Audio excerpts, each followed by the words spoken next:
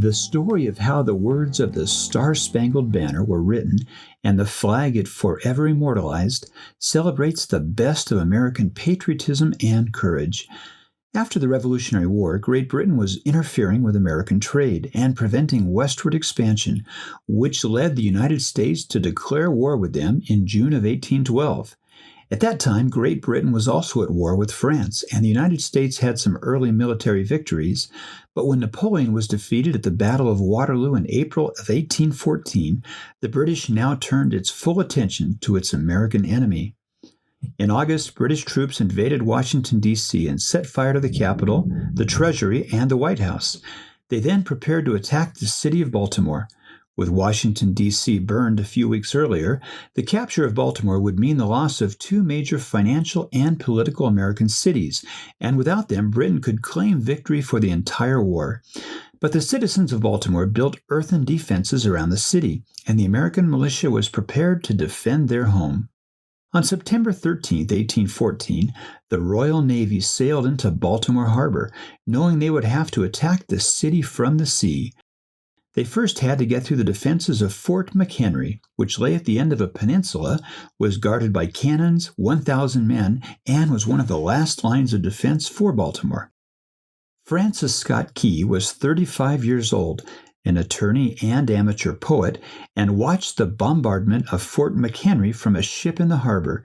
He and prisoner exchange agent Colonel John Stuart Skinner had boarded the flagship of the British fleet a week earlier to negotiate the release of his friend Dr. William Beanes, who was scheduled to be hung because he had refused to give food and drink to British soldiers.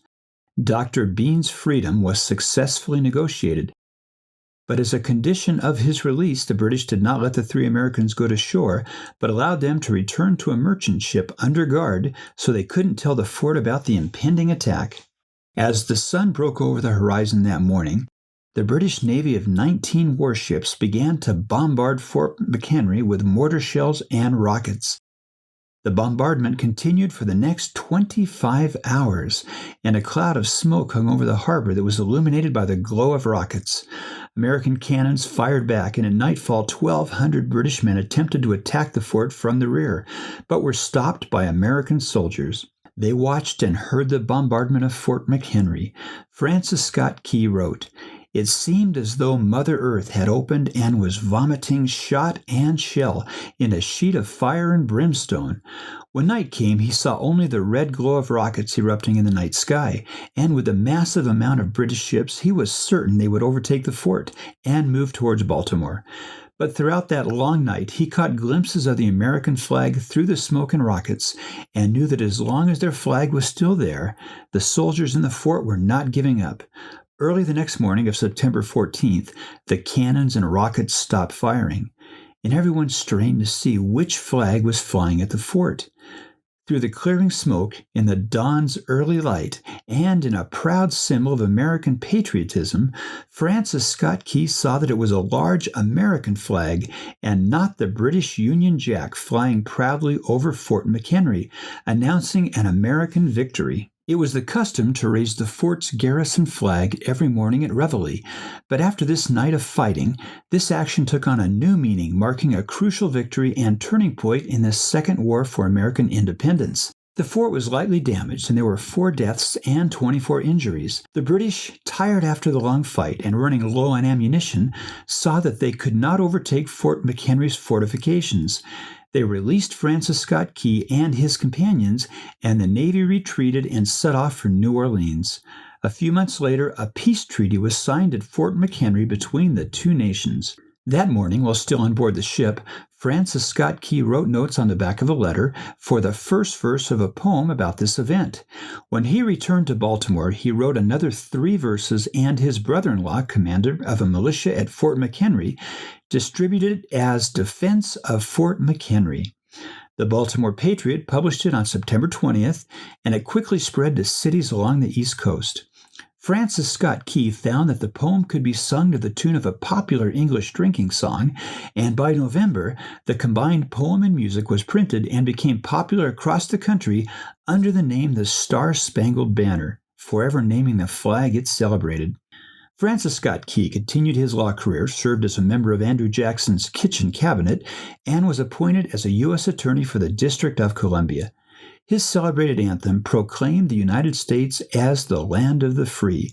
But he, like many others in this time, had a complicated legacy regarding slavery. He was a slaveholder from an old Maryland plantation family, but was said to have treated his slaves humanely, freed many, and provided free legal service and advice to impoverished slaves in Washington.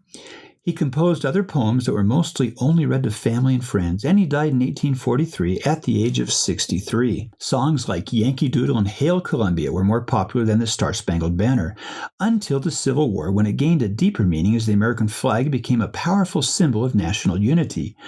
The U.S. military adopted the Star Spangled Banner for ceremonial purposes such as raising and lowering the colors, and in 1931 Congress officially adopted it as America's national anthem.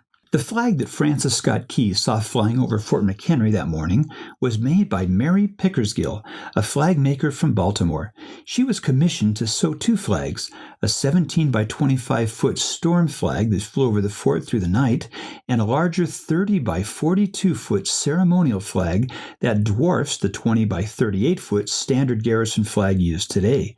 Major George Armistead, Fort McHenry's commander, wanted a flag so large that the British would have no difficulty seeing it from a distance, and it was the larger ceremonial garrison flag that was raised that morning when the shelling stopped.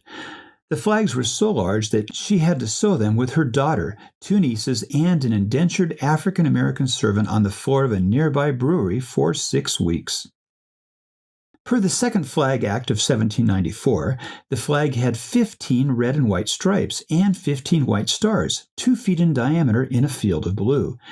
The additional 2 stripes represented Vermont and Kentucky, and in 1818 the Third Flag Act reduced the number of stripes back to 13, and the number of stars represented each state in the Union.